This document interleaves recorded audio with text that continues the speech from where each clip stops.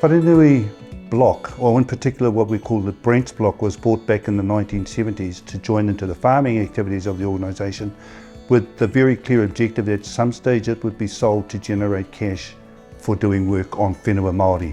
And that's what we started probably 3 years ago.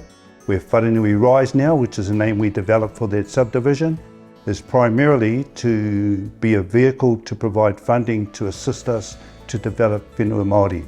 Wharenui Rise is the starting point, I guess, of our journey into land development and housing. It's 106 hectares, which in real terms is about 15 stages or 11 to 1300 houses. Everything's going to impact. So housing's going to impact on the environment. Schools are going to impact on the environment. If we're really tuned in to being good kaitiaki, then you have an obligation to really push the point of how important the environment is, and anything structural or anything that comes and sits in that environment, you really need to go to the depths of just understanding how much is that going to impact on the environment. So the process came up, the discussion came up about naming the different streets.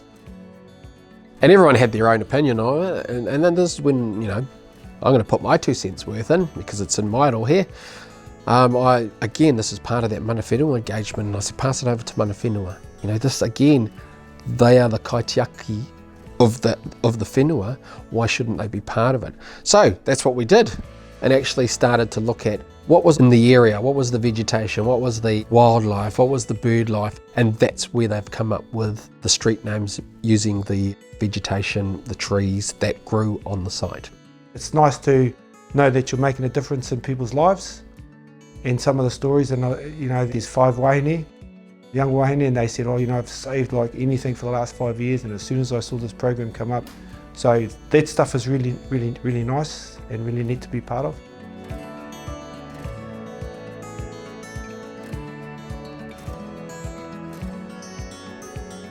We've just had the karakia and the blessing to open up our new whare here at Wharenui Rise. And we're just really privileged to be able to move into a whare that we can call our own on our whenua that is under our koro's name, which was such a big dream of his when he was alive, was for his moko, great moko, to be able to build on his land. Ever since I started working, I've known that I've wanted to save for a house, and I've been saving for a long time.